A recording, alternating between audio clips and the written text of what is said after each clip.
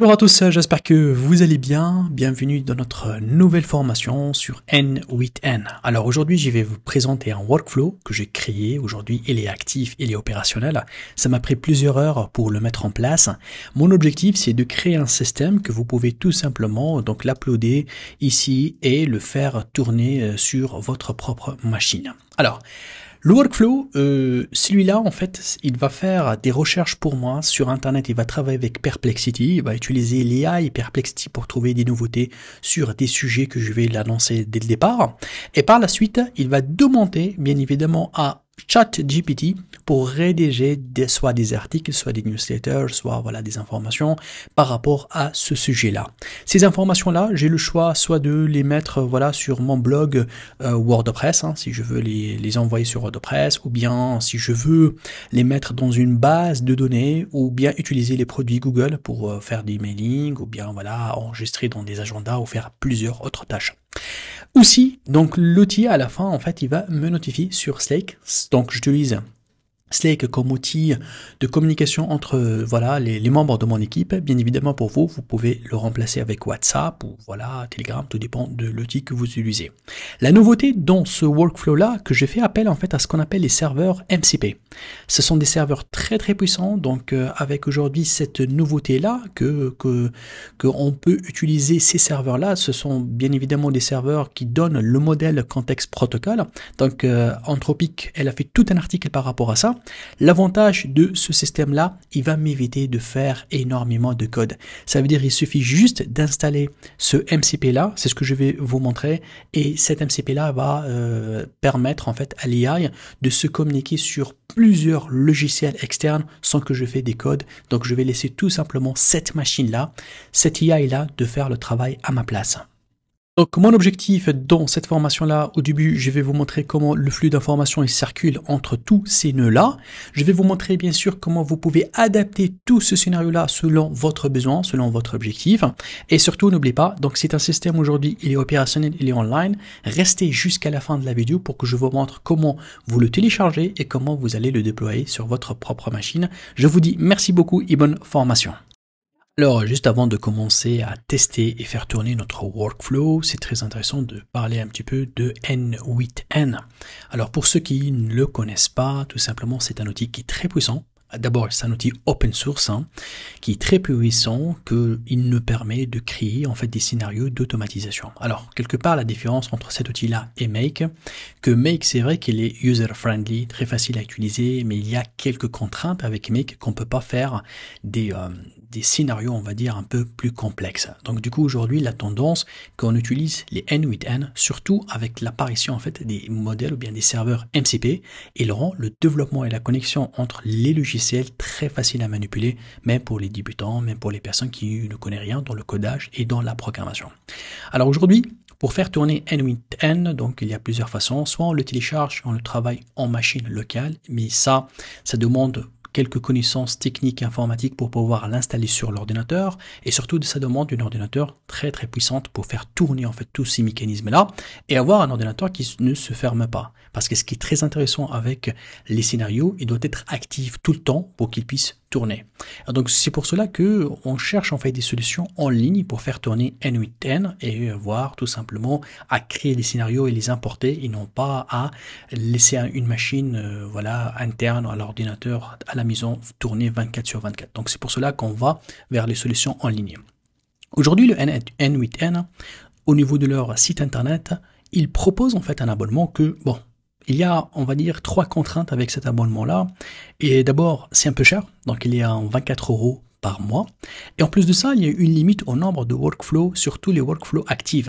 Ça veut dire que là, tu peux créer jusqu'à 2500 workflows, mais que 5 peuvent être actifs, et c'est très peu. Parce que si on veut tester, si on veut créer du mécanisme et de la production à notre entreprise, travailler avec juste 5, c'est très peu.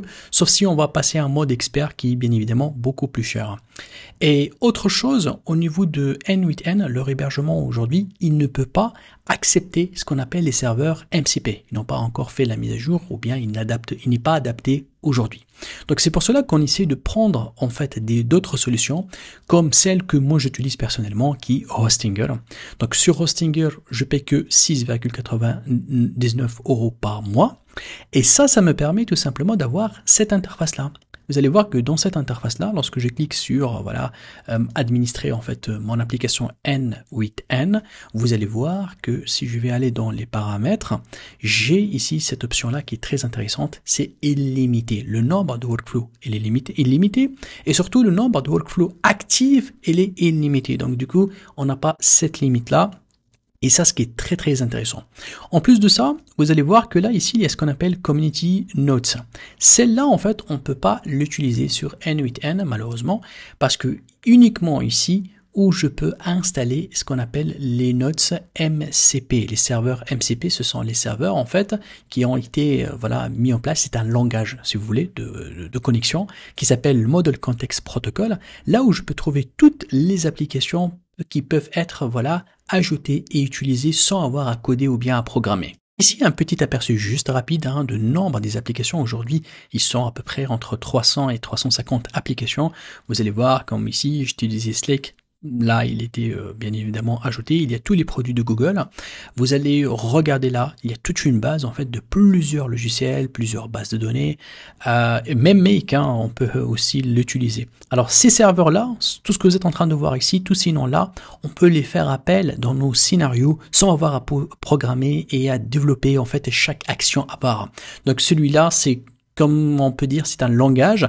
Là, il peut communiquer avec tous les logiciels et c'est l'intelligence artificielle qui va s'occuper à faire la programmation. Ça, c'est vraiment ce qui a fait révolutionner aujourd'hui le modèle N8N et c'est pourquoi aujourd'hui, pratiquement plusieurs personnes sont en train de migrer vers N8N pour utiliser sa puissance et sa force. Parce que vraiment, regardez, on a Notion, on a donc N8N aussi, même on peut intégrer un serveur qui s'appelle N8N. Ce serveur-là, il est prêt à nous aider en fait à fixer les bugs à l'intérieur de le workflow. Donc vraiment, il y a énormément de tâches qui ont été ajoutées. Voilà aussi les produits OpenAI. Vous allez voir, bien évidemment, je vais vous montrer qu'il y a la possibilité de faire encore appeler d'autres outils. Si je fais par exemple là, Perplexity par exemple, regardez, je trouve que Perplexity il est disponible en modèle serveur MCP. Mais si je vais ici aller dans mon workflow, lorsque je vais taper Perplexity par exemple, vous allez voir que je le trouve pas, il n'est pas disponible. Donc les modèles avec les serveurs MCP, ça a vraiment révolutionné N8N et ça nous donne en fait la possibilité de créer énormément de scénarios de qualité qui vont être très faciles à mettre en place et à déployer. Donc là, on va continuer en fait à lire et à comprendre en fait notre workflow et par la suite, je vous montre comment on installe un serveur N8N d'une manière illimitée et installer le protocole, si vous voulez, le MCP, pour pouvoir bien évidemment créer ce workflow-là ou bien le faire tourner tout simplement. C'est parti donc, lecture de notre scénario. Alors vous allez voir que là, j'ai mis 3 blocs. Donc on a ce premier bloc-là, donc on va essayer de le cadrer. Ça, ce bloc-là, en fait, c'est un bloc là où je vais tout simplement lancer la recherche sur Perplexity. Et là, j'ai mis un deuxième bloc. Vous allez voir qu'à l'intérieur de ce bloc-là, toutes les variables qui dépendent voilà, de mon entreprise, je les mets ici. Pourquoi? Parce que si jamais ce workflow-là est utilisé par une autre entreprise, elle va pas en fait entrer dans les modules pour changer les informations. Elle va aller juste ici pour mettre à jour certaines variables. Et ça permet en fait d'avoir un système qui travaille avec des workflows, ce qu'on appelle dynamiques. Et ça aide énormément pour avoir un code très propre. Et là, si vous voulez, c'est la machine avec cette intelligence-là, cet agent-là qui a un cerveau, bien évidemment. Le cerveau, c'est OpenAI. Alors, on va commencer à faire la lecture d'abord de cette première partie-là. Dans cette première partie-là, ici, j'ai mis un formulaire. Ça veut dire que le système, il se déclenche qu'avec un formulaire. Et le formulaire, c'est celui-là.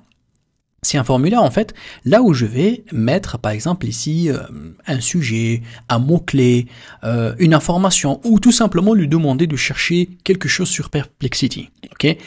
Là, il suffit juste de mettre un seul mot ou bien une phrase ou bien un paragraphe ou bien même un lien et du coup, qu'est-ce qui va se passer? Il va tout simplement aller à ce module-là. Ce module-là, il va faire appel à l'API donc de Perplexity. On va essayer de la voir en détail. Et cette API-là, en fait, qu'est-ce qu'il va faire? Il va récupérer toutes les informations, toutes les datas qui existent sur Internet et il va donner un rendu.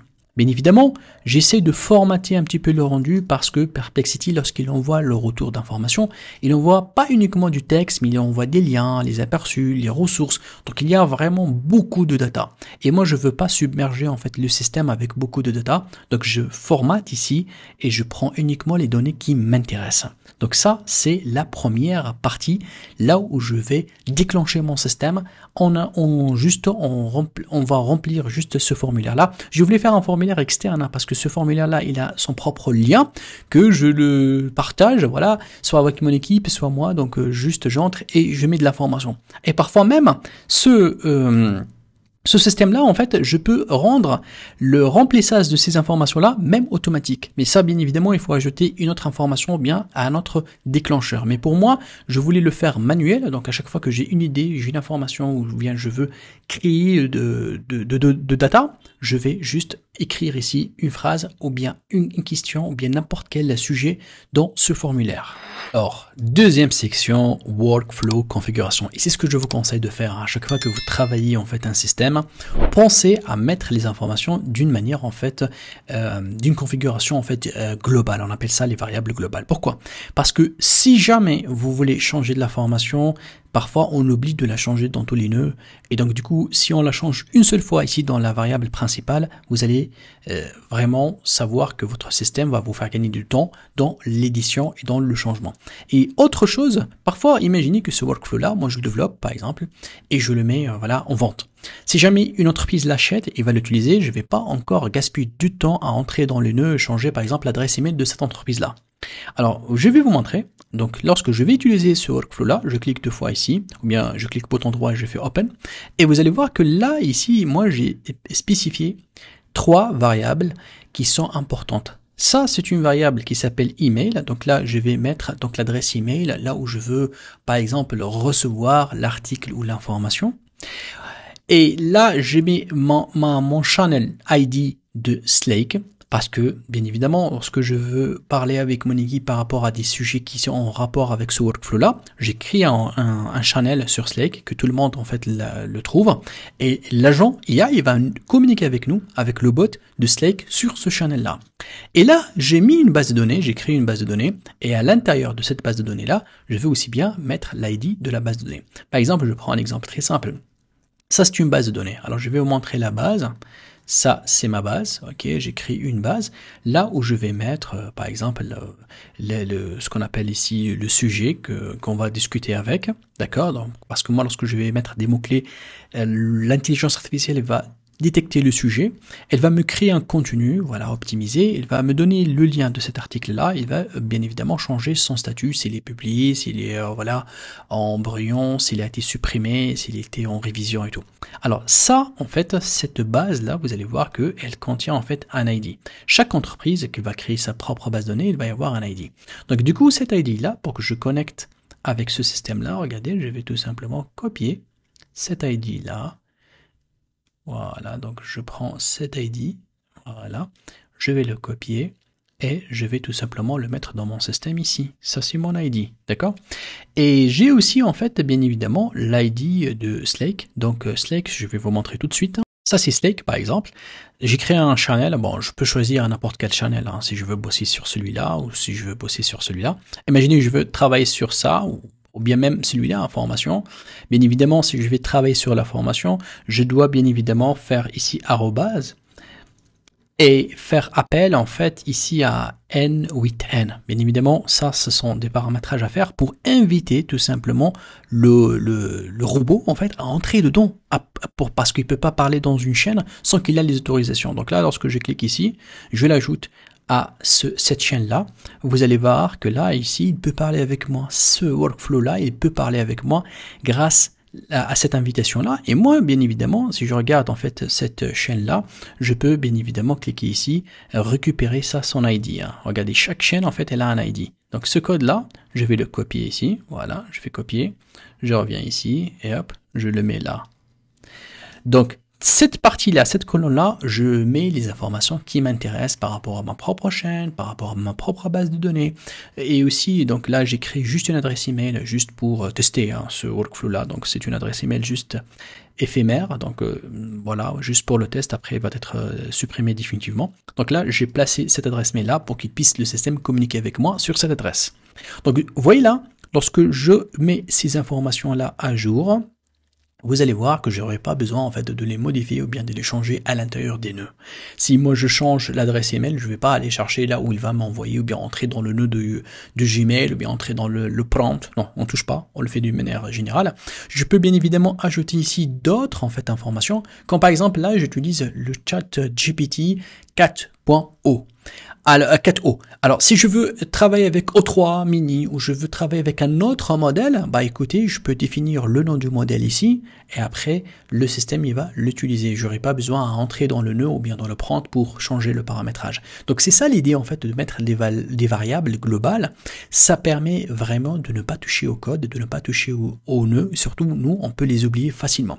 Donc du coup là, j'ai mis à jour en fait mon workflow. Voilà, il suffit juste de quitter. Il n'y a pas l'option en fait d'enregistrer. Hein. Donc là, vous allez voir que il suffit juste en fait de quitter et il enregistre les datas. Donc du coup, pour moi, qu'est-ce que j'ai fait? Dans ce bloc-là, j'ai mis à jour les informations. C'est ce que vous devez faire pour pouvoir, regardez là ici le schéma comment il va se faire.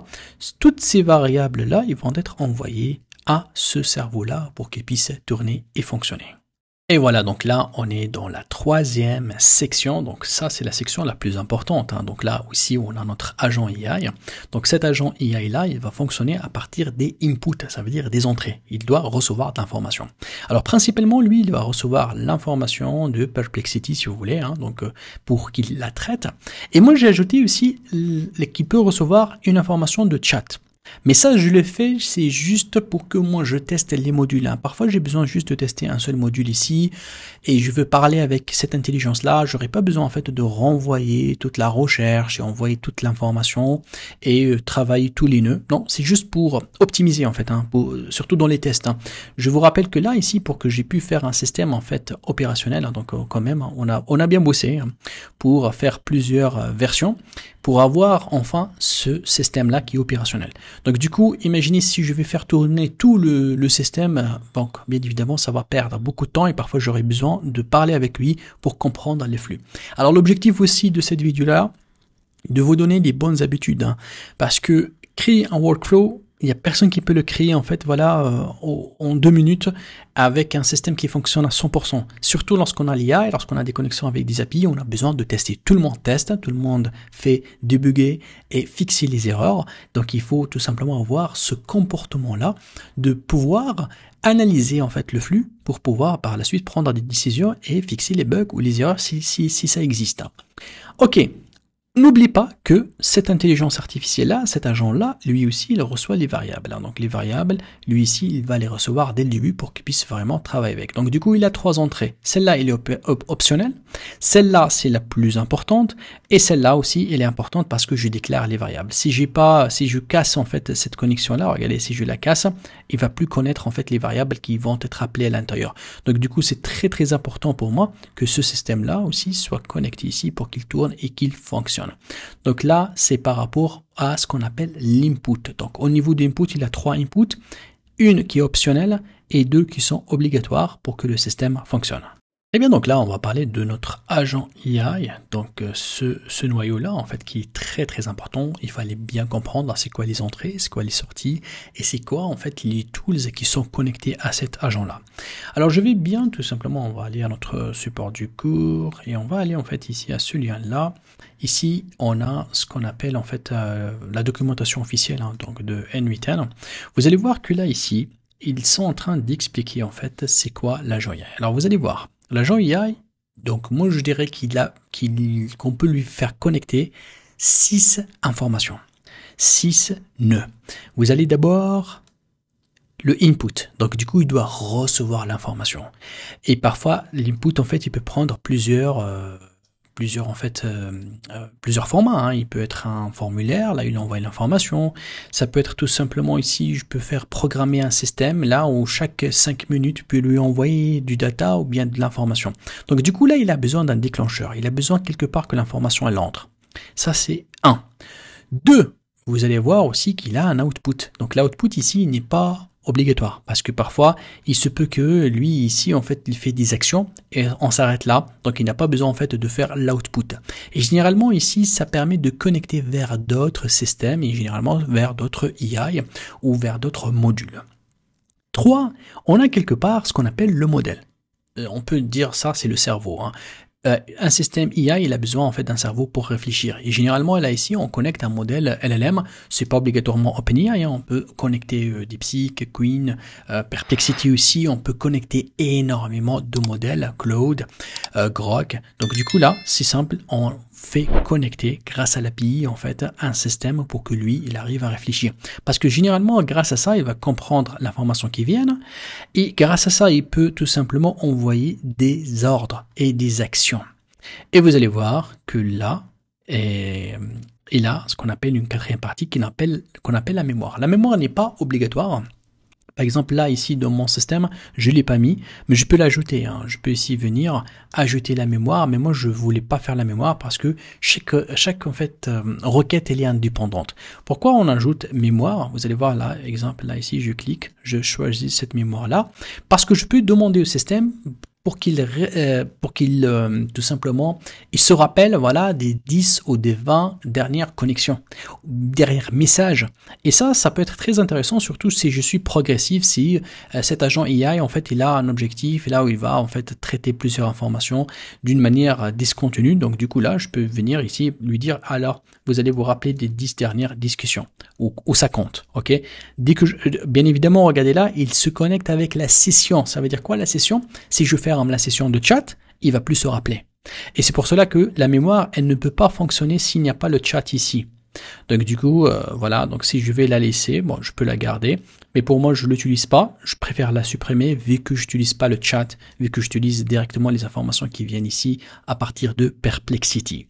Alors, si je reviens, c'est important, vous avez là ce qu'on appelle Tool, ou bien Tools, parce qu'on peut mettre plusieurs outils au module, au logiciel que l'agent AI, il va tout simplement fonctionner en envoyant des ordres dedans. Alors là, je pense que c'est très intéressant de parler de MCP pour mieux comprendre ce que c'est. Alors, je prends un exemple très simple. Regardez là, ici, j'ai donc le produit Google, c'est celui de Gmail. Et là, je peux envoyer un message. Alors, vous allez voir lorsque je clique ici, regardez, lorsque je clique ici pour voir un petit peu ce qu'il y a à l'intérieur, vous allez voir que là ici j'ai demandé à l'IA en fait de faire la connexion, de savoir à qui envoyer. J'ai demandé aussi à l'IA de préparer le sujet, de rédiger le message. Et donc l'IA en fait elle va savoir remplir ces informations là. Mais attention, ça c'est une opération qui est envoyée. Alors imaginez si je veux faire une opération de lecture, je veux qu'il lit l'adresse email, ou bien une opération qu'il efface un email, ou bien une opération par exemple qui va chercher dans une boîte email. Toutes ces opérations-là demandent d'avoir des nœuds différents, ok, plusieurs nœuds. Mais aujourd'hui, avec les modèles MCP, comme ici Notion, vous allez voir que le modèle MCP, en fait, lorsque je clique ici, je vais vous montrer, il suffit juste d'installer le modèle MCP et lui, il peut connaître toutes les opérations qu'il peut faire avec Notion. Tout. Ça veut dire la lecture, l'écriture. Notion, vous savez, c'est une base de données, on peut faire énormément d'actions. Donc, imaginez, au lieu que je fais 5 actions comme lecture, update, mise à jour, supprimer, modifier, ajouter, bon, il y a plusieurs actions que je peux faire à une base, j'aurais pas besoin de faire ça. Je vais ajouter juste celle-là qui peut connaître lui les différentes tools. Et vous allez voir, j'ajoute ici le MCP aussi de l'exécution de Notion. Vous allez voir une seule fois. Hein. C'est-à-dire là, j'ai deux pour faire, je sais pas moi, 5, 6, parfois même 100 actions, tu vois. Et lorsque je clique ici, regardez, vous allez voir que l'opération, le nom de tool qui va être utilisé, genre send ou bien modifier ou bien update, c'est l'IA qui va s'occuper à le faire. C'est elle qui fait la sélection, tu vois. Et c'est ça ce qui fait la différence. Et c'est ça, aujourd'hui, ce qui fait la différence, c'est qu'avec les modèles MCP, j'aurais pas besoin de faire plusieurs. Alors, vous pouvez me poser la question, vous dites, pourquoi ici, j'ai pas mis Gmail en modèle MCP? Parce que les MCP, ils ont des icônes spéciales, tu vois. C'est ça. Ça, c'est MCP. Hein. Déjà, lorsque je clique, vous allez voir que le credential, c'est ça. j'ai créé un crédentiel en fait.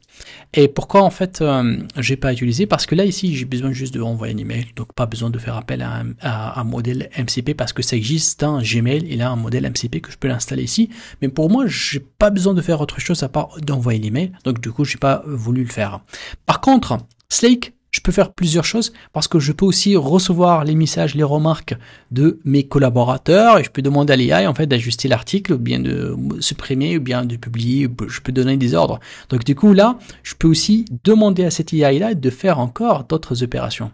Donc du coup c'est pour cela que j'ai mis donc le MCP. Et donc là, on a compris que notre agent AI, donc il a l'input, il a l'output, il a le modèle LLM, il a donc la mémoire et il a les tools, les outils, en fait les tools qui doivent le faire. Alors vous allez voir celui qui est obligatoire, donc c'est l'input, c'est normal, et le LLM, après il peut répondre par le chat lui, donc si je mets pas de tool, il peut juste répondre par le chat.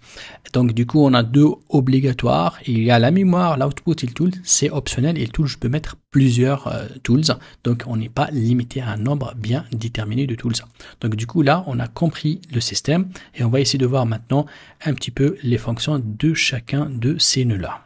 Alors c'est parti, donc côté LLM, donc là j'ai choisi en fait tout simplement chat GPT 4o, donc là c'est tout simplement j'ai connecté ici avec OpenAI et j'ai choisi en fait ce modèle-là. Alors ce modèle-là pourquoi? Parce que tout simplement c'est un modèle qui est pas cher et qui lit très très bien dans la rédaction. Donc du coup, si j'étais en train d'utiliser un modèle, par exemple si je veux faire un modèle pour travailler l'audio, vous aurez en fait des modèles spécifiques pour ça.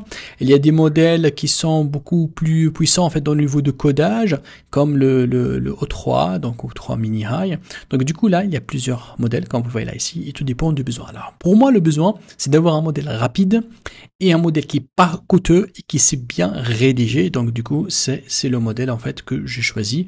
Bien évidemment, là j'ai fait par la liste, mais je peux bien sûr le changer en mettant par ID. Rappelez-vous, si je fais par ID, ça va donner un système automatique là.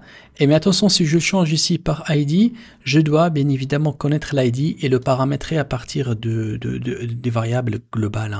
Mais pour moi, je sais que je veux travailler que avec ça et pour ce workflow là, il doit fonctionner comme ça avec le O4. Donc le 4O, donc du coup là je laisse voilà donc par rapport à la liste, donc du coup là lorsque j'y clique je vais aller tout simplement à chercher donc mon 4O donc mini, donc vous allez voir qu'il y en a plusieurs. Voilà, donc je prendrai le 4O mini, donc il fallait juste chercher pour le remettre. Voilà, c'est celui-là. Voilà, donc du coup là mon système est opérationnel, je ne vais pas mettre des options pour l'instant sur ça, je vais laisser ouvert. Alors maintenant j'ai fait appel donc à mon système qui WordPress. Alors vous allez voir, WordPress tout simplement ici, il va me permettre à ce que je publie carrément, vous allez voir, c'est la création d'un post directement sur mon site internet, sur mon blog, et c'est lui en fait qui va s'occuper de tout le contenu. Vous allez voir que là, on a fait une sélection pour que ça soit automatiquement défini par le modèle. Ça veut dire c'est pas moi en fait qui va voilà pointer la variable. C'est ça ce qui est très fort avec l'agent.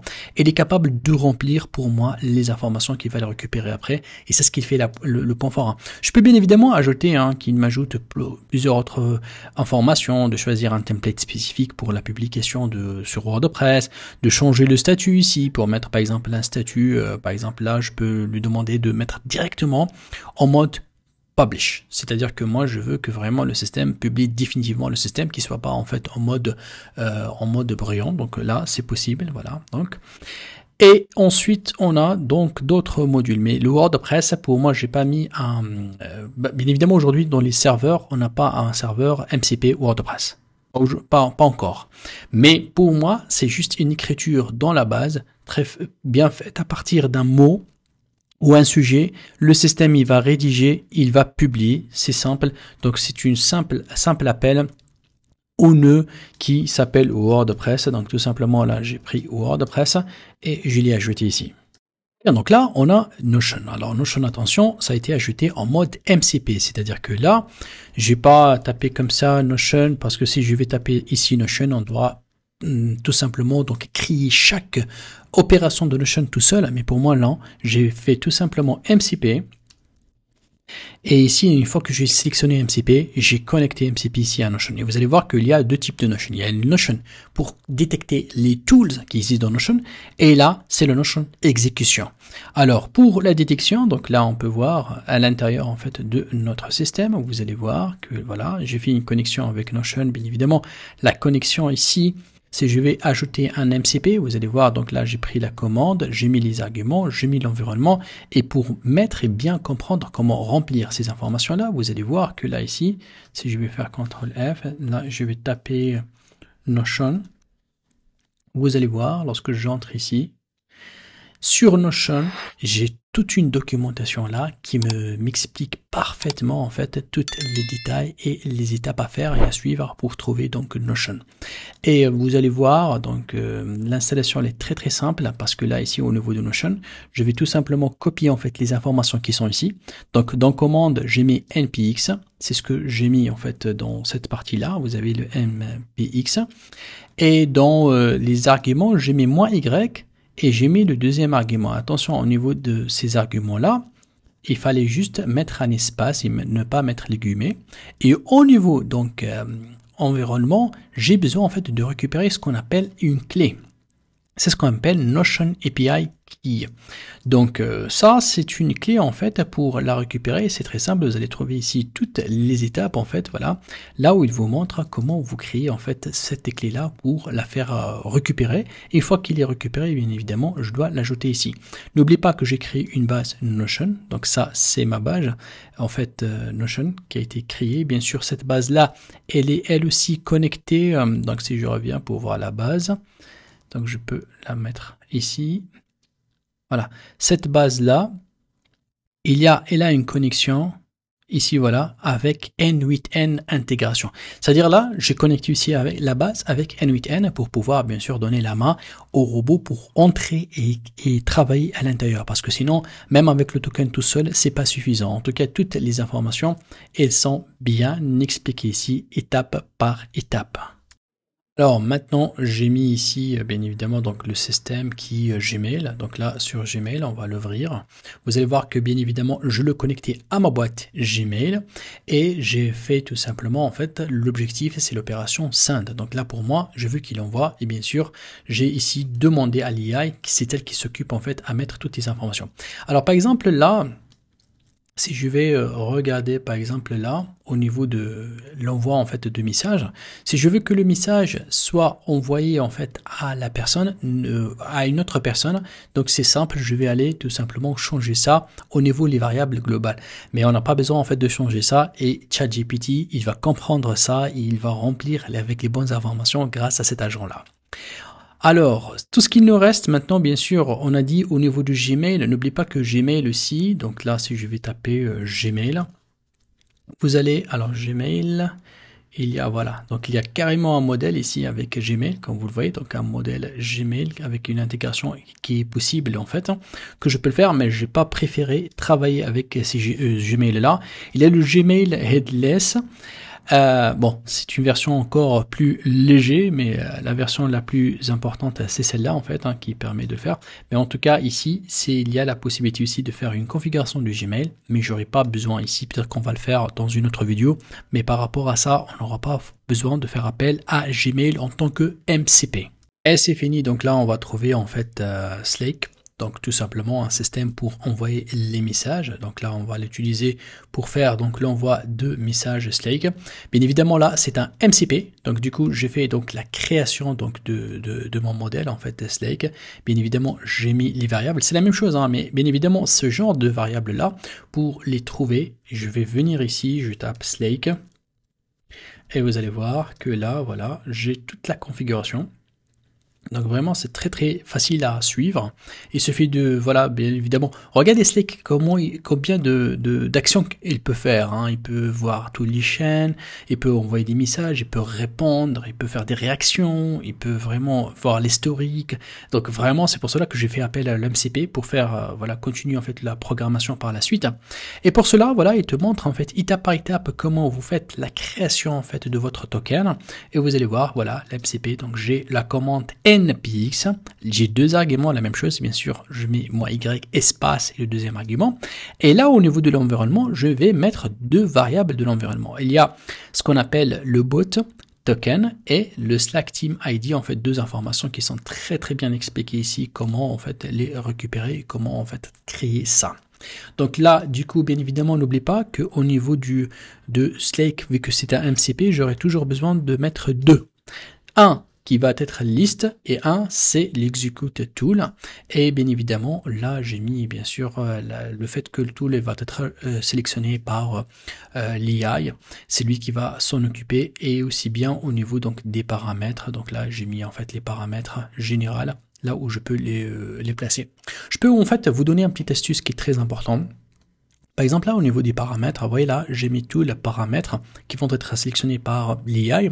Vous voyez là, le T il est majuscule, le P majuscule. Il y a parfois, en fait, des outils comme Notion, en fait, qui sont sensibles à la casse.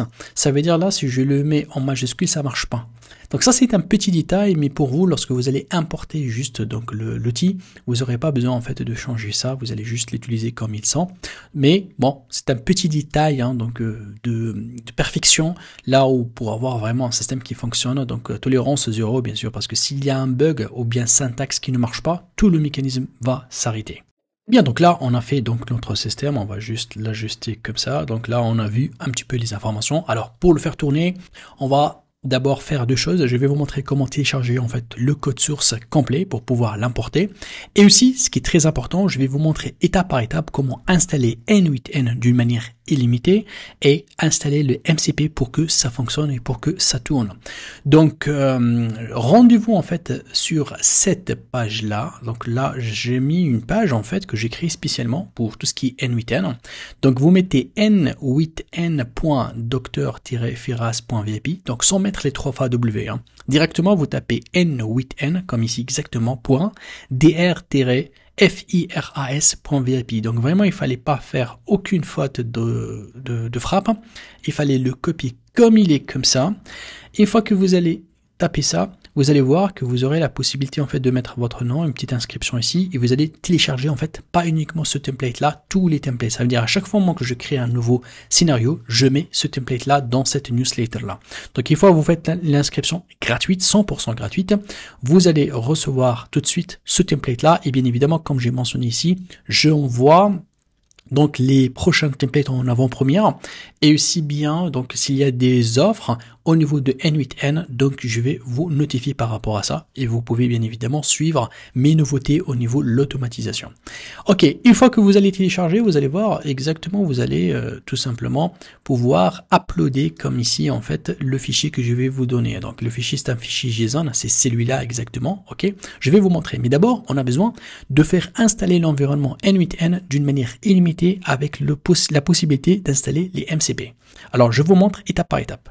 Très bien, donc là, on est dans la phase là où on a besoin en fait d'installer notre environnement de travail, c'est-à-dire tout simplement installer N8N sur un serveur, là où je peux bien évidemment faire l'installation et le déploiement de mon architecture.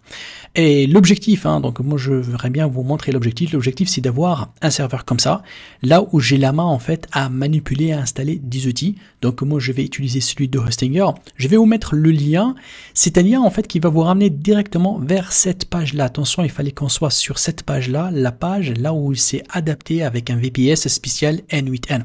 Parce que il y en a énormément en fait de services et de serveurs qui sont proposés ici, mais il y en a un seul qui nous intéresse, celui de N8N. Donc du coup, je vous mets le lien dans la description. Une fois sur cette page-là, après on va avoir la possibilité d'installer ce MCP. Ok, alors comment ça se passe? C'est simple, donc du coup là on a le prix de 6,99. Vous allez voir qu'il y a plusieurs offres, hein. Mais bon, pour moi ce que je vous conseille c'est celle-là. Pourquoi? Parce que il y a deux processeurs. Vous allez voir, donc il y a deux processeurs, c'est largement suffisant pour faire tourner en fait les modules de Gmail, de WhatsApp, de Facebook et tout ce qui est WordPress. Pas besoin d'avoir un système plus puissant que ça. Celui-là, il est largement suffisant et rapide. Donc du coup, pour le prendre, je vais sélectionner ici. Voilà, c'est simple en fait, c'est une simple sélection et vous allez bien évidemment choisir. Bon, si vous prenez par mois, ça peut être un peu plus cher. un mois, ça va aller à 8. Bon, à 8 euros, c'est toujours beaucoup mieux que 24 euros. Mais moi, je préfère aller à un serveur, vu que les automatisations, elles doivent rester actives le plus tôt possible et le plus long possible. Donc, je prends par 24 mois. Je vais même vous donner ici un petit coupon. Vous pouvez l'utiliser. Vous mettez Dr Firas. OK, vous appliquez. Il va vous donner encore une autre réduction. Voilà. Donc du coup, ça va donner dans les 150 les 2 ans. Donc ça, c'est très très intéressant.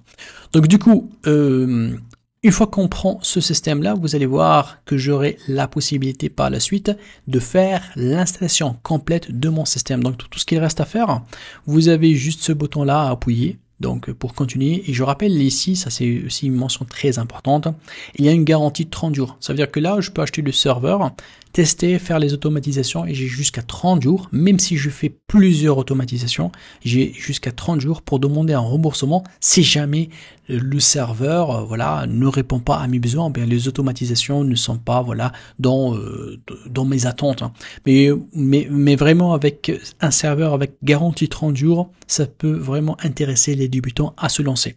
Voilà, donc là, je vous invite juste donc à cliquer pour faire donc l'étape de paiement et par la suite, on va se trouver sur l'interface de configuration. Voilà, donc juste après le paiement, on va être ici dans cette interface-là pour commencer la configuration donc de notre serveur. Vous allez d'abord choisir l'emplacement physique de votre serveur. Vous allez trouver plusieurs emplacements. Personnellement, je choisis la France, vu que j'ai de la clientèle en France. Donc du coup, c'est très optimisé en fait pour donc la gestion de trafic. Je sélectionne continuer. Et là, c'est très important en fait. Vous allez trouver plusieurs types de serveurs. Ce qui m'intéresse, c'est celui-là en fait. C'est le N8N. Vous pouvez tout simplement taper ici N8N et vous allez trouver ce serveur-là. Si je vais donc sélectionner ce serveur, donc bien évidemment, il va me dire qu'il va travailler avec la version Ubuntu 24.04, c'est la toute dernière version, et je clique sur sélectionner. Là, il m'a proposé d'ajouter ce qu'on appelle un système de malware. C'est tout simplement un antivirus, voilà, qui va protéger en fait le serveur des attaques et tout ce qui est injection. Donc là, je vais l'activer, c'est gratuit. Et après, je vais créer mon compte avec mon login et mon mot de passe. Donc là, je choisis un login et mot de passe. Je peux cliquer ici pour utiliser la génération automatique. Et là, c'est le nom en fait de mon serveur. Vous allez copier cette information-là et vous allez copier aussi l'information en fait de votre mot de passe dans un endroit sécurisé parce que vous aurez besoin lorsqu'on va se connecter avec le SSH par la suite sur notre serveur. Donc du coup là, je clique sur continuer. Là, il va prendre voilà, quelques instants en fait, pour faire toute l'installation et la configuration de serveur. Généralement, c'est rapide. Donc, on va dire d'ici 3 minutes, vous allez trouver la configuration de votre VPS prêt à être déployée. Donc, il fallait juste attendre que l'installation se termine avec succès. Eh bien, donc là, je peux accéder directement pour faire la configuration de mon VPS. Là, ici, il y a les accès SSH, que c'est très intéressant en fait de les copier. Donc là, on va les copier dans un endroit sécurisé avec le login et le mot de passe. Et là, vous avez aussi la possibilité d'avoir un nom de domaine personnalisé pour voilà, accéder en fait à votre serveur VPS. Ça, bien évidemment, vous pouvez cliquer ici et sélectionner donc le nom de domaine qui vous intéresse, comme vous le voyez là. Donc il y a de 4 euros, on peut trouver même à moins de 2 euros et même moins de 1 euro. Là, c'est un choix en fait, vous pouvez le faire quand vous voulez pour pouvoir donner un nom direct à votre VPS. Et pour accéder maintenant, pour faire la configuration finale, donc là je clique ici sur VPS et vous allez voir que là je peux tout simplement cliquer pour accéder donc à mon serveur. Ça c'est un petit formulaire, donc on peut tout simplement l'esquiver et aller directement vers Manage Application. Donc je clique ici. Là, donc, j'ai besoin donc de définir donc l'email donc avec lequel je vais accéder à mon N8N. Aussi bien donc un nom d'utilisateur, donc là où vous mettez votre prénom, votre nom et votre mot de passe ici et vous activez ici en fait si vous voulez en fait recevoir des mises à jour. Sinon, vous allez cliquer sur Next. Et voilà, donc là je suis sur mon interface, il y a la possibilité ici de cliquer là pour recevoir en fait une clé de licence gratuite à vie pour voilà pouvoir débloquer en fait les caractéristiques et les fonctionnalités supplémentaires. Là je clique sur Send me a free license key pour recevoir en fait sur ma boîte email voilà donc cette clé gratuite. Et c'est parti. Donc là, je suis sur mon interface N8N, voilà, là où je peux créer en fait mes différents scénarios et gérer tout ce qui est workflow sur cette interface-là. Donc là, on a fini l'installation et le paramétrage de N8N. Voilà, donc là, ici, j'ai l'accès en fait à ma clé, donc j'ai reçu par email. Il fallait tout simplement copier ce code-là ou bien cliquer sur Activate License Key pour pouvoir activer ça. Et là, donc, je suis parti tout simplement dans Setting, ici dans les paramètres, et vous allez voir que là, dans le usage et plan, bien évidemment, j'ai le nombre de workflows, ils sont illimités, ça ce qui est très intéressant, et aussi je peux tout simplement donc recevoir tout ce qui est fonctionnalité payante en mettant ici donc ma clé. Donc là, je vais cliquer pour ajouter la clé. Sans oublier que ça va m'éviter en fait de s'inscrire donc à des plans en fait payantes. Donc je viens ici, je clique sur Entrée clé, et là, je vais faire tout simplement un copier-coller de ma clé. Et une fois ma clé elle est entrée, je vais cliquer tout simplement ici sur Activate. Et voilà, donc la licence vient d'être ajoutée donc avec succès. Donc là, du coup, je peux tout simplement utiliser et travailler avec donc le système sans aucun problème. Donc j'ai à 100% en fait un compte N8N active avec donc un nombre illimité de workflow sur un serveur en fait qui est hébergé sur Hostinger, et je peux donc le lancer. Donc on a vu comment on a pu optimiser en fait l'installation de N8N et pouvoir l'exécuter et travailler avec tous les scénarios et les workflows à moindre coût, avec bien sûr un serveur qui est performant, qui peut supporter en fait les différents scénarios. Bien, donc là, une fois que on a accès donc à notre interface, ce que nous allons faire, on va cliquer ici pour créer un nouveau workflow. Donc là, ça va être un nom workflow simple, donc on va le faire. Comme déclencheur, on va juste mettre ici le chat, voilà, pour qu'il puisse lancer en fait le déclencheur. Et on va ici de faire placer un MCP. Alors vous allez voir, lorsque je clique ici et je tape MCP, vous allez voir que j'ai le module. Mais comment ajouter ce module-là? Alors pour ajouter ce module-là, je vais aller ici donc dans les settings, bien sûr, j'enregistre ça, je vais partir en settings et je vais aller dans cette partie-là, attention, c'est la community notes. Et là, je vais cliquer ici pour ajouter le nom en fait de mon N8N en fait code. Alors pour le faire, vous allez voir que là ici, je vais aller à ce site internet là. Donc ça, c'est le site de npmjs.com. Vous allez trouver bien sûr donc l'information de ce site-là ici. Voilà, donc dans la documentation, c'est ça en fait. Ici, voilà, plutôt c'est celui-là. Alors ici, je vais taper tout simplement, si je reviens dans la page d'accueil, si je vais taper MCP, je fais entrer. Vous allez voir que voilà, donc ça c'est le serveur en fait, là où je vais télécharger et mettre en place le système. Donc là ici, il y a les informations par rapport aux notes MCP. Donc je copie juste le titre et vous allez voir que là, ici donc dans mon serveur, donc je reviens dans l'interface de mon serveur, je vais taper ça, cliquer ça et mettre enregistrer. Mais attention, avant de cliquer sur install, il fallait absolument que j'installe quelques lignes de commande, parce que ces lignes de commande là, ils vont permettre à mon serveur de pouvoir en fait installer tout ce qui est package npm. Regardez là ici, c'est écrit npm package. Et pour que cela fonctionne, vous allez voir que je vous ai mis en fait ici quelques lignes de code qui vous permet en fait d'installer en fait toutes ces informations là. Donc là, cette première partie là, c'est une partie qui vous montre étape par étape comment installer en fait mon serveur et comment le rendre accessible en mode MCP et qu'il va accepter d'autres packages. Alors pour le faire, c'est très simple, je vais vous accompagner étape par étape. Alors donc je reviens tout simplement ici sur Hostinger, bien évidemment dans mon serveur ici VPS. Et cette fois-ci, je vais cliquer sur Browser Terminal. Donc là, il va me ramener sur la partie terminal, donc là où je vais entrer en SSH, là où je peux tout simplement donc lancer quelques lignes de code ici. Alors vous allez voir que moi ici, lorsque je vais le demander quelle est la version en fait de ma commande npm, parce que c'est grâce à celle-là en fait que je peux lancer de code, donc je vais mettre npm-v. Vous allez voir, lorsque je vais la lancer, il va me donner que j'ai la version en fait 10 qui est bien installée. Donc là, pour moi, c'est OK. Alors, si jamais vous n'allez pas trouver en fait cette version-là installée, ou bien parfois elle peut vous dire même que le npm n'est pas installé, vous allez tout simplement aller ici donc et copier cette première ligne de commande. Vous allez tout simplement la coller ici et là, il va commencer à vous faire donc l'installation. Bien évidemment, pour moi, hein, c'est déjà fait, donc c'est déjà installé. Mais pour vous, si c'est la première fois que vous allez faire, il va vous l'installer. Alors, une fois que c'est fait, vous aurez besoin aussi d'installer ce qu'on appelle le node. Donc là, je vais faire un copier-coller ici. La même chose, hein. Donc là, c'est pour le node. D'abord, le node, en fait, pour l'installer, c'est cette ligne de commande-là qui vous permet d'installer Node. Mais pour moi, je vais juste checker la version. Je devrais avoir la version 20. Donc, on va le voir. Et effectivement, j'ai la version 20. Alors, s'il vous donne une autre version qui n'est pas la version 20, parce que vous aurez besoin de la toute dernière version.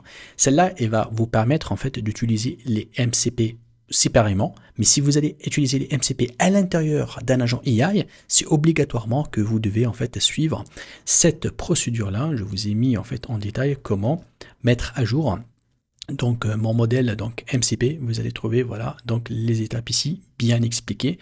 Il suffit juste de lancer en fait ces deux lignes de code et une fois que vous allez checker le node version, vous allez trouver qu'il passe à la version donc 20. Alors ici donc mon système il est prêt, donc du coup je peux tout simplement revenir à mon interface. Donc là ici si je reviens à mon scénario ici, si je vais cliquer ici, si je vais taper MCP, vous allez voir que il va être disponible et il va être installé. Bien évidemment ici lorsque je lance le install de mon node ici, il va l'accepter. Vous allez trouver que le node va être installé correctement lorsque j'appuie sur le bouton install. Ça veut dire que celui-là ne peut être fonctionnel sauf si le node, le npm sont installés dans mon serveur et grâce en fait à cet hébergement, je peux les installer tranquillement en fait avec donc le SSH. Alors, pour importer en fait le système, c'est simple. Hein. Donc là, si je vais dans la page d'accueil, bon, bien sûr, on va enregistrer ça. Alors, si on va revenir dans la page d'accueil, vous allez voir que je peux créer ici un nouveau workflow. Hein. Donc, je clique ici, et là, vous allez aller à importer from URL ou bien importer from file. Si vous allez télécharger en fait le fichier, vous allez cliquer sur importer from file. Et là, vous allez voir que j'ai le fichier. Alors attention, lorsque vous allez télécharger mon fichier, il est en version compressée, zip. Hein. Donc attention, ça c'est un détail très important, il fallait le décompresser pour avoir le fichier .json. Parce qu'il y a énormément de personnes après, il envoie un message pour me dire qu'il n'arrive pas à l'importer. Mais attention, pour l'importer, il fallait le décompresser pour avoir ce fichier-là. Vous allez tout simplement le sélectionner, vous appuyez sur ouvrir et c'est fait. La magie happen.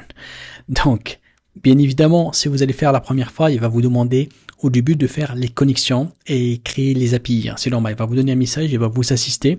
Donc du coup, pour chaque API, il fallait les créer pour avoir la connexion. Parce que pour moi, j'ai le WordPress connecté, j'ai le Gmail connecté et le MCP, bien sûr, il fallait qu'il soit installé pour que ça fonctionne et ça tourne. C'est comme ça comment j'importe mon fichier. Donc le fichier est prêt à être déployé une fois que vous faites les connexions. Ensuite, n'oubliez pas d'entrer ici et de changer en fait, c'est très important, les valeurs hein, et mettre vos propres valeurs. Bien évidemment, dans le fichier que je vais vous donner, il va pas y avoir des valeurs, c'est fait exprès, je voulais que mettre un fichier qui ne contient pas de valeurs parce que ce que j'utilise c'est juste pour tester. C'est à vous de mettre l'email, c'est de vous de mettre donc l'ID Channel Slake et de mettre Notion bien évidemment pour que ça tourne et ça s'active bien évidemment. Eh bien, donc là, on a besoin en fait de tester notre système ou notre workflow. Alors, il y a plusieurs façons de le faire. La façon la plus simple, c'est de venir ici, vous allez voir. Donc, je peux cliquer là. Et là, je peux récupérer deux types d'URL. Donc, il y a un URL de test. Il y a un URL de production. Alors la différence, c'est que l'URL de production, c'est un URL là où je peux le partager avec mon équipe, je peux l'utiliser moi-même hein, pour lancer mon workflow sans que j'aurai à tester, à ouvrir carrément N8N. Hein. Donc du coup, cette URL là, vous allez voir lorsque je vais l'ouvrir ici, regardez, ça c'est l'URL, en fait, il va me donner en fait accès directement à un formulaire. Lorsque je vais le lancer, il va commencer à travailler. Mais pour moi, lorsque je veux lancer, attention, je veux revoir en fait la circulation de l'information parce que je suis en mode test. Donc, si je lance ici le mode production, il va exécuter, il va travailler, il va me donner le résultat, mais je ne vais pas voir l'information, comment elle circule. Mais pour vous expliquer, vous faire une démonstration, j'aimerais bien voir les informations, comment ça circule. Donc du coup, là, je vais donc utiliser le mode test. Et pour utiliser le mode test, vous avez un petit bouton ici, Test Workflow. Donc, il va exécuter tout le travail. Il va faire tout le résultat, bien sûr. Mais la différence, il va me montrer parfaitement la circulation de l'information. Et c'est ce que j'en ai besoin pour bien tourner cette vidéo-là et bien vous expliquer comment ça se passe. C'est parti. Allez, je clique ici. Et là, il va me demander tout simplement en fait de mettre en fait voilà l'information donc par rapport voilà aux data que je veux chercher. Hein. Donc la topic. Donc là, mettre le sujet. Alors on va prendre un sujet qui est celui-là. On va lui demander de comparer DeepSeek avec Claude 3.7 et DeepSeek la version 0.3.24, donc la toute dernière version. Alors avant que je lance ce pop-up là, je vais juste vous montrer que bien sûr là j'ai un Slack. Donc là on va mettre juste à côté Slack pour voir s'il va me écrire l'information ici lorsqu'il termine ou pas. Je vais aussi bien voir la boîte email, donc je vais m'assurer que je reçois une adresse email ici, hein, après l'envoi. Et aussi là, je vais actualiser, même vous allez voir qu'il n'y a pas d'article ici dans mon site. Donc il fallait qu'il m'écrive, me publie un article. Et là aussi j'ai une base de données. Donc là aussi la même chose, je dois écrire dans cette base de données là. C'est parti, donc je reviens ici. Alors pour bien suivre le déroulement de cette démonstration là, ce que je vais faire monter ça un petit peu comme ça. Donc on va la lancer et on va les laisser terminer jusqu'au bout. Après on va faire une lecture et vérifier en même temps en fait s'il est en train d'envoyer des informations ou pas. Hein. Donc là du coup je fais submit. Voilà, donc là, voilà. Donc du coup, ce qu'il est en train de faire sur Perplexity, là, il est en train de bosser, il est en train de préparer la recherche par rapport à cette thématique-là. Il va faire sortir toutes les citations possibles.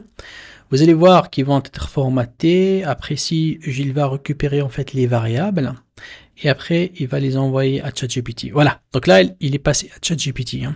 D'ailleurs, je peux voir la circulation en cliquant ici Open Chat. Vous allez voir ici normalement. Voilà. Il m'écrit en fait les différents nœuds qu'il est en train de consulter. Par exemple, là, il a publié sur le site web. Hein. Donc rapidement, on regarde sur le site, on va actualiser. Juste pour voir s'il y a une nouvelle ligne. Voilà, il vient d'ajouter sur le site, ça c'est bien. Il vient d'envoyer un email. Donc là, regardez déjà là ici, je vois l'email. Hein. Donc déjà, je peux cliquer hein, pour voir un petit peu le output. Hein. Voilà, je vois qu'il a envoyé. Donc on vérifie effectivement. Donc là, l'article vient d'être envoyé. Alors, on montre, oh oui, et Slack, voilà, il vient d'envoyer en fait un message sur Slack, ça c'est important. Et la base de données, on va voir s'il a fait insertion base, oui. Donc l'insertion de la base, on la check, donc là, actualise la base de données. Effectivement, en fait, j'ai tout ce qu'il faut. Donc là, on essaie de voir l'article. Hein. Donc il m'a donné l'URL de l'article, on va voir juste l'article, comment il est publié. Voilà, ça c'est mon article. Et bien sûr, après, un côté text design, on peut bien sûr améliorer, on peut même ajouter des images. Hein. Donc ça, c'est le côté de travail. Donc du coup, là, si je regarde, donc j'ai pu tout simplement donc exécuter tout le système. En quelques secondes, il a fait tout le tour. Donc là, maintenant, on va essayer de voir ensemble la lecture hein, du flux de données et comment les informations ont été échangées et comment les variables aussi sont passées d'un nœud à un autre pour avoir jusqu'à la fin, en fait, la conclusion de la circulation de l'information.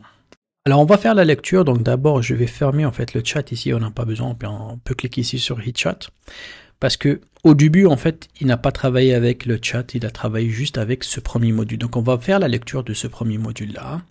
Alors vous allez voir, donc là je vais cliquer ici sur Perplexity en fait Research, alors regardez là, lui il vient de recevoir ce nœud-là, Perplexity Research, en fait, il vient de recevoir des informations à partir du nœud qui est juste avant, d'accord? Et là, l'information vient d'être envoyée ici. Alors, voilà, le texte que moi j'ai écrit, voilà, vient d'être envoyé, tout simplement. Et après, si je descends ici un petit peu, on peut augmenter là, bien évidemment, cette variable-là, qui est celle-là qu'on a corrigée, celle-là en fait, vu qu'elle a été copiée ici, donc le contenu vient d'être lancé comme ça. Donc cette partie-là, elle vient d'envoyer en fait à Perplexity, à ce modèle-là, donc Sonar Pro, il vient de lui envoyer cette requête-là. Il va lui demander en fait d'exécuter tout ce travail-là et trouver voilà donc des informations par rapport à ce sujet-là. Maintenant, si je viens et je clique sur formater ici, là où j'ai formaté en fait le travail, vous allez voir que là j'ai reçu à ma gauche, regardez à ma gauche en fait j'ai reçu beaucoup d'informations, hein, surtout les citations. Regardez, donc il y a les pages Facebook, YouTube, des pages d'intelligence artificielle, il y a énormément d'informations. Donc là, donc je viens de le recevoir ici. Il y a un contenu aussi qui est envoyé avec des ressources, regardez là ici, d'accord? Et j'aurai bien sûr toutes les informations, donc il y en a plusieurs types d'informations ici. Donc du coup, nous, qu'est-ce qu'on a fait? On a fait un petit nettoyage pour enlever tout ce qui est source et tout ça. Et vous allez voir que là, j'ai un contenu qui est propre. Donc là, il y a donc des informations qui sont bien organisées. Donc du coup, ce système-là, jusqu'il arrive ici, en fait, il envoie l'information. En réalité, il n'envoie pas l'information à ce nœud-là. L'information, là, maintenant, on va la récupérer ici. Mais pourquoi il passe par ce nœud-là? Je le fais exprès pour qu'il puisse activer ce nœud. Pour que je ne le fais pas manuellement, pour que le nœud, là où il va initialiser en fait les variables, rappelez-vous qu'on a mis ici en fait des variables, pour que ça soit envoyé à ChatGPT, je voulais en fait passer pour ce chemin-là, c'est juste pour déclencher l'envoi de ces variables à ChatGPT. Ok, donc là, lorsqu'on arrive à cette partie-là, on aura besoin tout simplement de cliquer sur OpenChat pour un petit peu faire le suivi de toutes ces informations-là, parce que ici sur le OpenChat, il m'explique exactement en fait la différente exécution de tous ces nœuds-là. Ok, là maintenant on va faire la lecture donc de cette partie-là, qui est la partie en fait de ChatGPT. Alors vous allez voir que bien évidemment là le système en fait fait un input, donc il remplit le prompt que moi j'ai donné avec les informations nécessaires qu'il a collectées. Donc là, tout ça, c'est mon prompt. Alors, pour mieux comprendre, en fait, ce qui existe ici à ma droite, parce que c'est très important de comprendre ce qu'on lui a demandé, on va aller donc sur cet agent-là pour que je puisse tout simplement voir et comprendre les data. Donc là, je clique ici pour augmenter un petit peu. Donc lui, vous allez voir que la dernière chose qu'il a récupérée, c'est ces variables-là. Mais bien évidemment, il a la possibilité, regardez là ici, lorsque je clique ici sur schéma, donc à part ces variables-là, j'ai pu collecter plusieurs autres informations, comme par exemple cette information-là par rapport aux data qui ont été formatées. Au niveau Perplexity, on n'a pas récupéré grand-chose. Donc, on n'a pas récupéré grand-chose. Donc, surtout ici, on a récupéré les nouvelles variables et ça. Donc, ce sont les deux parties qu'on a récupérées. Donc, parce que ça va m'aider dans mon prompt. Donc, on va dire qu'on va garder ça. Et comment la garder? Tout simplement, elle a fait appel ici.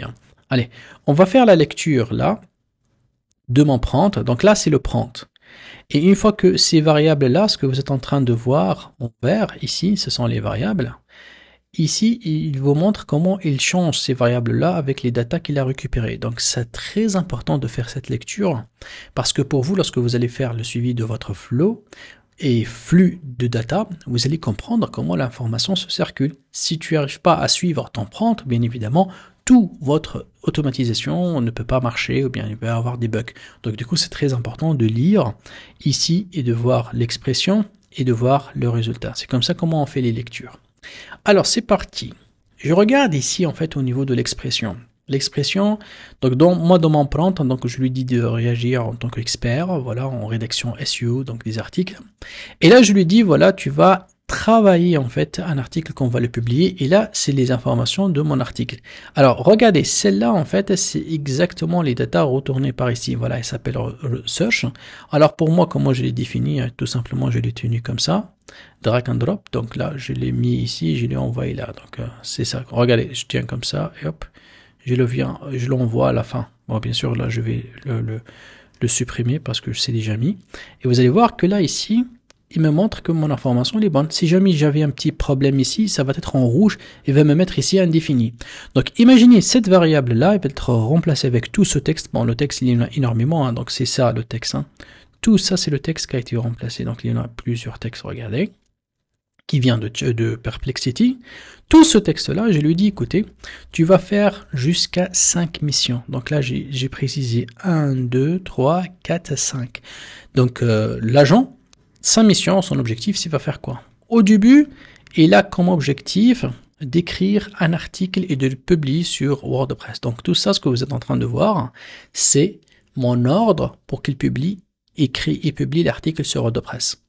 Vous voyez là, ici, lorsque j'ai mis cet ordre-là, regardez, j'ai mis cet ordre-là, lui, c'est ça l'intelligence en fait de cet agent-là. Lorsque je clique sur cet article, ce nœud-là, vous allez voir que c'est lui, il a pris en considération le titre. Hein. Donc c'est lui qui s'occupe à le remplir. C'est pas moi qui va mettre les variables.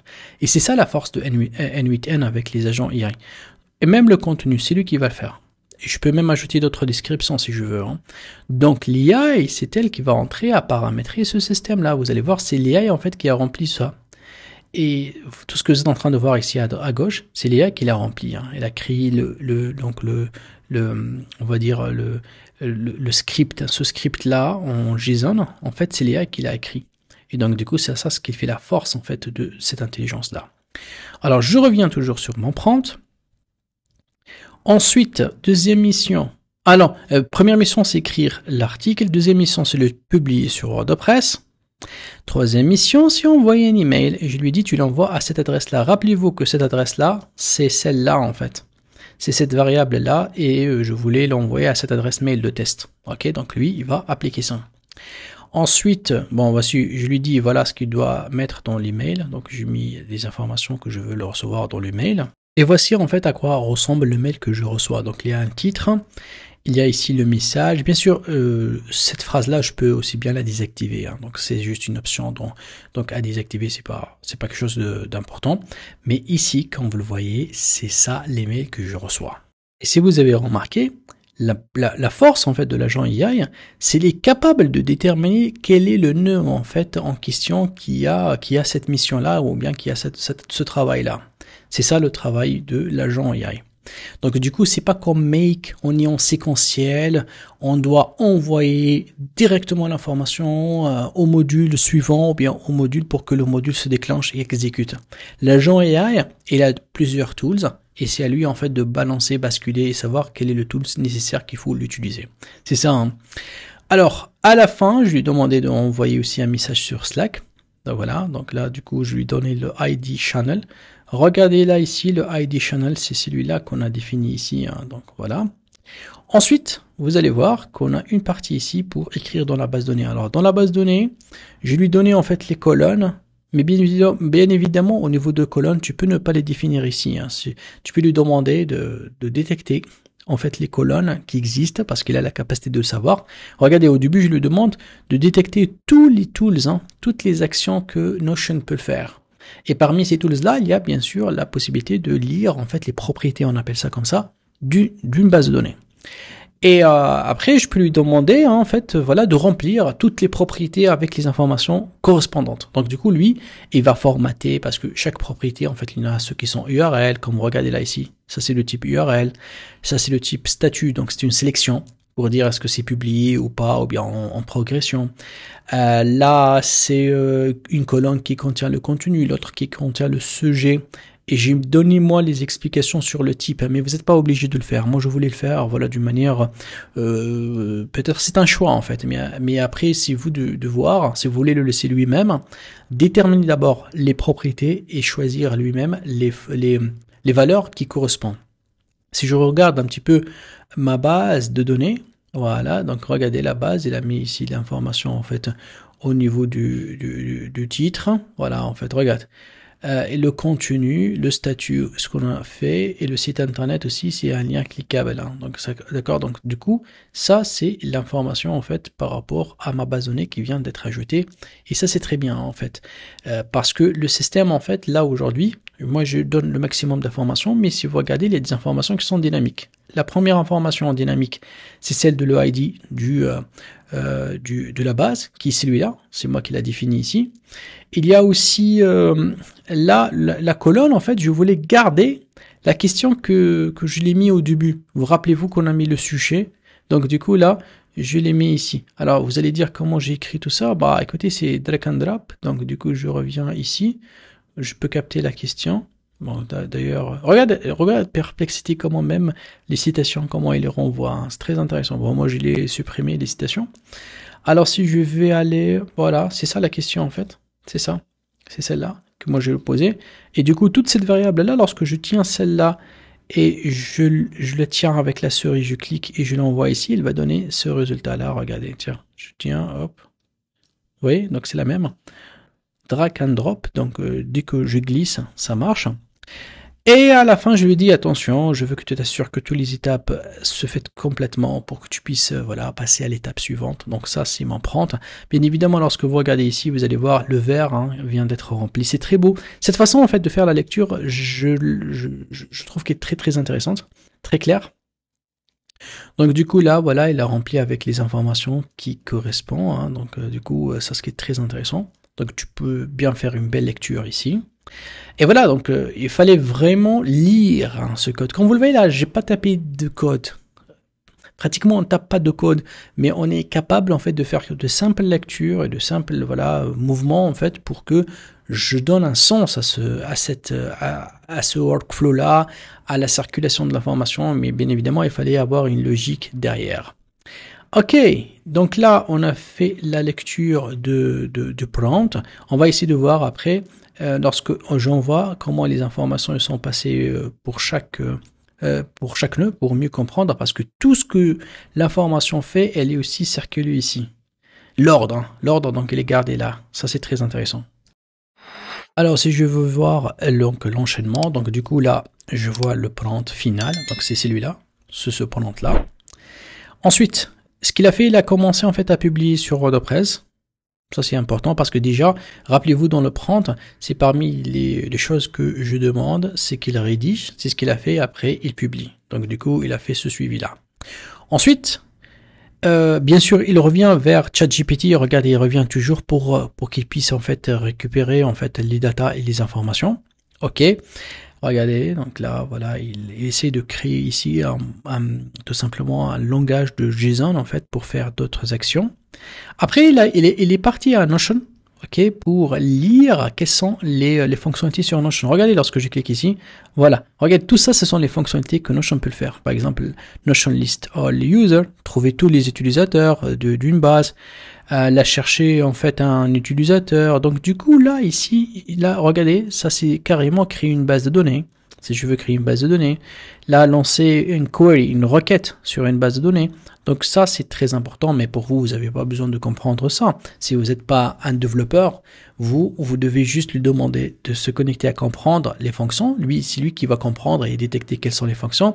Et après, il va l'exécuter. Vous allez voir que là, lorsqu'il fait Notion, il a voulu aussi faire la lecture de Slack. Il a voulu récupérer les actions de Slack. Parce que lorsqu'il connaît les deux actions, il peut savoir après quel est le module à sélectionner et quel est l'outil à sélectionner. Là, il a fait donc l'envoi par email. Regardez, donc là, il a fait donc la réception de l'information. Et donc, du coup, là, il a fait donc l'envoi. Là, il est parti encore à ChatGPT. Ok, pour encore travailler un autre en fait JSON, et vous allez voir que là, voilà, il a passé sur Slack direct. Donc bien évidemment, regardez, c'est lui qui a fait ça. Donc il a mis en place toutes les datas et les informations. Regardez, si on peut voir. Et si je vais aller dans l'input, parce qu'il y a toujours input, output. Dans l'input, en fait, regarde la commande que lui a créée. Il a sélectionné le tools. Il a sélectionné le channel ID et le texte. Si je vais aller ici sur Slack, regardez, ici sur Slack, vous allez voir qu'on a dit que l'intelligence artificielle, c'est elle qui choisit le tool et c'est elle qui choisit les paramètres. D'accord? C'est ça. Cette ligne-là, comment l'écrire? Bah, tout simplement, vous allez l'écrire comme ça, copier-coller, mais attention, il fallait absolument activer cette partie-là qui est expression, parce que si vous faites fixe, ça va plus être une fonction. Donc il fallait que ce soit en vert, parce que c'est une fonction. Les fonctions et les variables, il faut que ce soit avec cette couleur-là, d'accord? Et la remarque que j'ai déjà dit, et je le redis encore une autre fois, au niveau de Notion, ici, il est très sensible à la case, donc tout le paramètre doit être en minuscule de cette manière-là. C'est juste ici sur Notion. Notion, il est un peu spécial côté en fait écriture. Il est très sensible à la casse. Alors, si je vais allez, on va partir à Notion. Regardez à Notion ce qu'il a fait. Notion, regardez. Là, le paramètre. Bien sûr, il a défini la base de données. Si je vais descendre juste un petit peu. Voilà, les propriétés en fait. Donc, déjà le tool qu'il a utilisé, c'est Notion Create Database Item. Donc, du coup, c'est la fonction pour écrire ou ajouter une ligne dans ma base de données. C'est ça. Où est-ce qu'il a trouvé? Il a trouvé ici. Hein. Donc c'est pas moi qui va la définir ici. C'est lui qui fait le nécessaire. Après, voilà, il a name qui a le type title. C'est la même chose. Hein. Si je vais aller à ma base de données, on va essayer d'aller donc à notre base. Ici, le name ici, en fait, il est de type title. Celui-là, le type texte. C'est le type texte URL et ça sélection. Donc si je vais revenir ici, tu vas trouver ça, la même chose. Hein, voilà. Subject, c'est texte. Rich text, c'est comme ça le type. La même chose, si URL, c'est URL. Et statut, c'est select. Et le content, c'est rich text aussi. Hein, ça, voilà. Le content, c'est rich text. En tout cas, lui, il a fait tout ce qu'il faut pour capter ces informations-là. Et là, normalement, donc, il a fini, en fait. Hein. Ça, c'est pas un petit récap. Regarde. Ça, c'est le chat. Hein. C'est la réponse finale que je peux la envoyer ici si je veux. Hein. Si je veux afficher un message, je peux le faire. Hein. Ça, c'est un petit peu le message final. Là, voilà, il me parle, en fait. Il me dit que, voilà, il y a l'article 1, les emails qui ont été faits. Donc, il me fait un petit récap, hein, que tout va bien. Voilà, donc là ici j'ai fait en fait un récap sur la lecture. Bien évidemment, vous avez la possibilité hein, de cliquer sur, par exemple, sur Notion. Vous pouvez cliquer comme ça et vous allez tout simplement voir ici le input, le output, hein, ce qui est très intéressant. Donc là, vous allez voir au niveau des variables et là vous allez voir le output, hein, comment il l'affiche en même temps. Ça c'est un niveau le design ou bien la façon avec laquelle tu peux voir le formatage. Alors j'aimerais bien montrer aussi ici au niveau de ce chat là comment je peux le fonctionner. Hein. D'abord, je peux cliquer ici 2 fois et je vais bien évidemment prendre une copie sur ça hein, parce que celui-là, si tu prends pas une copie, il va disparaître. Donc tu copies ça. Donc moi je l'enregistre quelque part. OK. Et ce que je vais faire, celui-là, je vais lui dire que tu vas basculer sur le chat. Voilà. Je peux même ici ajouter mémoire. Regardez là, ici, il y a la mémoire. Je peux cliquer ici pour ajouter une mémoire. Je prendrai celle-là. Voilà. Une mémoire qui va jusqu'à 15 discussions, par exemple. Alors, la mémoire, je vais le mettre ici. Je vais enregistrer. Bien évidemment, il faut absolument enregistrer. Et de préférence, réactualiser la page hein, pour que ça se prenne en considération. Et pourquoi faire le chat? Alors, tout simplement, si par exemple moi, parce que je ne vais pas à chaque fois en fait faire tourner tout ce module-là pour tester ici. Hein. Donc du coup, on ne peut pas perdre beaucoup de temps. Et surtout, imaginez si on a un modèle trop complexe avec plusieurs agents AI. Alors du coup, lorsque j'active ce chat-là, vous allez voir ici, si je dis Open Chat, je vais parler juste avec ces gens-là ou ces outils-là. Regardez, par exemple, là, si je lui dis, juste comme ça pour tester, je lui dis Hello, vous allez voir, il va envoyer l'information et il va la retourner et à chaque fois, il va l'enregistrer dans la mémoire et il est en train de me répondre. Donc, du coup, lorsque j'appuie et je pose une question, c'est juste l'agent qui va me répondre. Alors, je lui dis ici, par exemple, je veux par exemple demander ce qu'il y a à l'intérieur de l'outil Slack, par exemple, tu vois. Si je lui pose cette question-là, vous allez voir, il va aller juste à Slack, regarder liste, pour me répondre. Donc ça, c'est très important pour moi pour tester. Hein. Lorsque je teste les fonctions, lorsque je les installe et tout, donc je suis en mode chat. Vous voyez là, il n'y a que cette branche-là qui est en vert, l'autre, elle ne fonctionne pas. Parce qu'il prend uniquement le mode chat, et ça, c'est très important. Regardez là, il vient de m'afficher. Donc voilà, toutes les fonctions sur chat, sur Slack, il m'explique une à une hein, ce qu'elle fait et tout.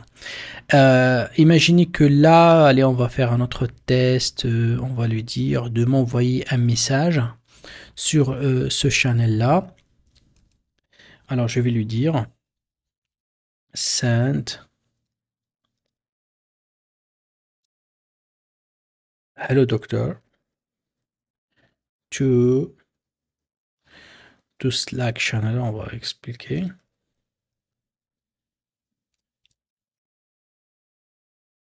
ID. Ok. Là, regardez, là, je vais demander d'envoyer. Normalement, ici, vous allez voir, il doit d'abord passer pour le mode à connaître ce qu'il y a comme information sur Slack. Mais dans la mémoire, il a déjà enregistré. Donc du coup, c'est pour ça que moi j'ajoute la mémoire. Donc du coup, je peux continuer les discussions avec lui. D'accord? Tu vois, déjà là, il me dit si tu veux que je t'aide sur une autre tools, tu vois. Donc du coup, il y a une continuité dans le chat. C'est pour cela que j'ajoute donc la mémoire. Donc là, j'exécute. Donc on va voir, on ouvre Slack là. Normalement ici, il faut attendre qu'il me dise bon hello. Donc là, il faut qu'il me réponde. On va voir hein, si ça marche pas. Donc il me dit que c'est OK. Mais ça doit s'afficher. Alors, si ça ne s'affiche pas, on va essayer de comprendre pourquoi. Alors, du coup, ce que je regarde ici, il n'y a rien à été affiché. Hein. Génial, pardon. J'ai mis un ID d'une autre channel. C'est génial, c'est général, voilà. Donc ça vient d'être ajouté ici. On va le faire parce que ici en fait formation, c'est ça en fait le code. Je peux lui dire ici now send here. Vous allez voir que là, il a compris. Il doit comprendre en fait que je parle de Slack et c'est le ID du nouveau channel. Hein. Parce que le système, en fait, si je lui donne pas, voilà, vient de l'écrire ici dans formation. Donc du coup, c'est ça l'importance en fait de la mémoire. Et c'est pour ça que moi j'active parce que je peux tout travailler, tout suivre, hein, donc faire les emails, tester les modules une à une sans avoir à consommer mon API. Parce que celle-là, ça consomme juste l'API en fait de OpenAI et ça évite en fait que de consommer d'autres API que j'utilisais ailleurs. Attention maintenant, lorsque je vais supprimer par exemple le rendre en fait en mode classique, ce que je vais faire, je vais supprimer la mémoire. Pourquoi? Parce que regardez, si je vais ici aller, bien je vais vous montrer lorsque je clique ici sur la mémoire, vous allez la mémoire, elle dépend d'une session. Cette session là en fait c'est la session du chat. Ok, ça c'est la session de chat. Si moi je passe en mode, ici n'est pas en mode chat, un mode donc de prompt ici, regardez, bien évidemment, je vais copier-coller en fait tout le prompt, hein, parce qu'il ne s'enregistre pas. Voilà. Donc, hop. Voilà, donc là, tout va bien. Vous allez voir que cette mémoire-là, ne va plus trouver la session chat active parce qu'il n'est plus disponible ici, ça peut causer des erreurs. Donc du coup là, je viens le chat juste, je le supprime et je l'ajoute juste au moment que j'aurai besoin. J'enregistre. Donc là mon système il est opérationnel, on peut lui demander de nous faire un article si vous voulez sur un autre sujet. Vous allez voir qu'il va donc tourner sans aucun problème. Voilà, donc là on a vu un petit peu l'ensemble de déroulement de ce workflow. Alors, si vous êtes arrivé jusque-là, je pense que vous avez aimé donc le workflow que j'ai proposé aujourd'hui.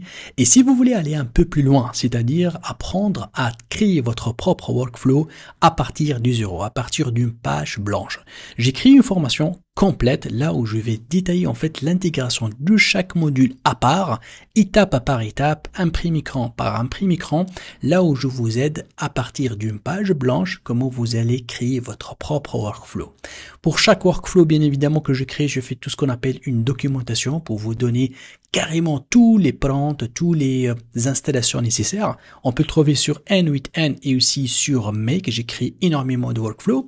Donc ça, je l'ai regroupé dans un package qui est tout simplement, c'est un pack de 20 cours qui contient tout ce qui est automatisation, no code.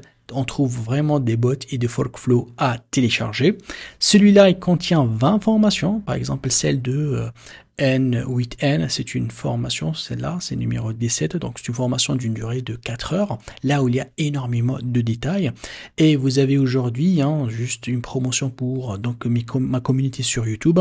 Vous allez taper juste YT20 et ça vous permet d'avoir une réduction. Donc voilà, donc vous allez avoir une réduction vraiment très limitée dans le temps. Essayez d'en profiter. Et pour ceux qui veulent aller un peu plus loin, on a aussi un pack de 1000 heures. Donc celui-là aussi de 1000 heures, vous avez la possibilité aussi d'avoir le même coupon YT20. Ça va vous donner en fait une promotion. Vous allez voir que vous pouvez en profiter. Alors pour chacune des formations, vous allez voir que je vous donne toujours au début un support du cours donc à télécharger. Ce support là, après il va être en fait accompagné par toutes les vidéos. Donc à chaque fois en fait vous allez cliquer, vous allez trouver en fait la vidéo là où je vais vous expliquer en détail en fait la manipulation et le travail avec telle ou telle intelligence artificielle. Donc celui-là c'est tout simplement un système qui est très développé, qui voilà, que là où je vais en fait étape par étape.